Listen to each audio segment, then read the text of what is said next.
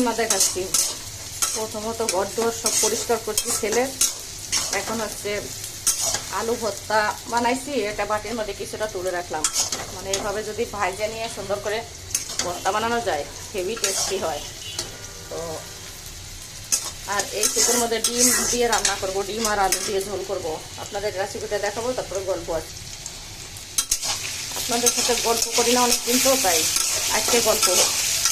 যে ঢাকায় এসে সমানে রান্না চলতেছে, ডিমের ঝোল আর আলু ভর্তা। 2 দিন চলতেছে ডিমের ঝোল আর আলু ভর্তা।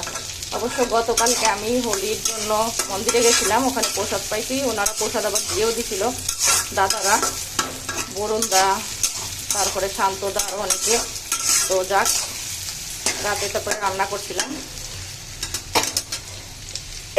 আগে হচ্ছে ব্যাগের কাপড় চোপড় গোছানো থাকতো, এখন হচ্ছে মশলাপাতিও গোছানো। কয়টা জিরে, মশলাপাতি, এই যে এই নোংরা ঘর আমি মুছছি, রান্না করতেছি ডিমের ঝোল। তো মশলাপাতি গোছানো থাকে, এগুলো নিয়ে ব্যাগে করে ঘুরতে থাকি, যেখানে যাই ওখানে রান্না উঠাই। আমার গুছানো মশলা থেকে কে দেখেন রাঁধুনি স্তরের ঝোল, মানে জিরের গুঁড়ো কিছুটা দেবো। ডিমের ঝোল করবো, শুধু তো ঝোল দিয়ে এইটা দিয়ে ভাত খাওয়া, এই জন্য একটু মশলা দিচ্ছি। একটু ডিম, এইবার হচ্ছে রাঁধুনি স্তরের মরিচের গুঁড়ো অল্প একটু দেবো কালার হওয়ার জন্য, যাতে রান্নাটা খুব সুন্দর হয়। তো এরপরে হচ্ছে রেডি মিক্স আছে মাংসের মশলা। আমি মাংসের মশলাই লাস্টের দিকে একটু ডিমের ঝোলের মধ্যে দিয়ে দেবো। কেন? মানে মাংসের মশলাটাও ডিমের ঝোলে দিয়ে দেওয়ার মধ্যে এলাচ, দারচিনি এগুলো আছে, তাহলে টেস্টি হয় রান্নাটা। তো আমি দেখেন এই যে 7টা ডিম সিদ্ধ করছিলাম, একটা হচ্ছে কৌশিকের বাবারে দিয়ে দিচ্ছি। একটু শরীরটা খারাপ, এখানে তো আসলে ওদের যত্ন করতে পারতেছি না, বাসায় গিয়ে ঠিকঠাক যত্ন করবো। দেখেন কি কষ্ট আমার, আসি ঢাকায়, আবার রান্না বাড়ি করেও খাওয়া লাগে। অবশ্য আমার কষ্ট হয় না, আমি তো প্রচুর কাজ করতে পারি।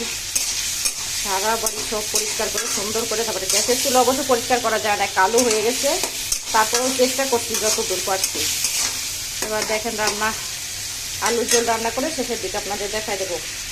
ওই যে মানুষ বলে না যে হচ্ছে রাধে সে চুলো বাঁধে, তা আমি হচ্ছে সেরকম।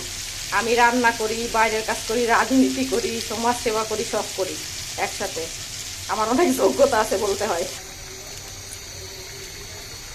রাতের বেলা কোনোভাবে চুলা জ্বলে না, এখন দাও দাও করে জ্বলতেছে ঢাকা চুলা। সবাই তো গ্যাস চালায় রাখে রাতের বেলা। দেখেন আমি কি সুন্দর রান্না করে ফেলছি ডিমের ঝোল আলু দিয়ে। এ দেখেন, এটা দিয়ে আলু ভর্তা মাখাবো হেভি টেস্টি করে, কালারফুল হবে। তারপরে আমি হচ্ছে অনেক মানুষকে রান্না শিখাই, এত কাজের ফাঁকে নিজে তো দেশ বিদেশ দৌড়াই, তারপরে সবার কাজ করি, রান্না করি। এর ডাক্তার দেখানোর হাজবেন্ড নিয়ে কতদিন ধরে অসুবিধার মধ্যে আছি। তো এরপর আবার বিভিন্ন লোককে ফোনে রান্না শিখাই, এরকম করে রান্না করতে হবে, ওরম করে রান্না করতে হবে। বিদেশ থেকে অনেকে ফোন করে যে দিদি একটু এভাবে কীভাবে রান্নাবো, রাঁধতে পারি না, একটু শিখাই দেন। ফোনে ফোনে বলি, রান্না করে। তো দেখেন আমার রান্না কি সুন্দর হয়েছে।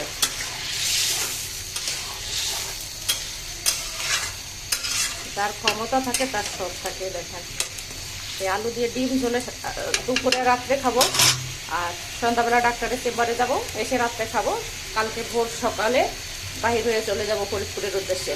তো সবাই ভালো থাকবেন, সুস্থ থাকবেন। দেশের পরিস্থিতি অনেক খারাপ, সাবধানে চলাফেরা করবেন। আর আমার জন্য একটু আশীর্বাদ করে যাবেন। সবাইকে অনেক অনেক ধন্যবাদ।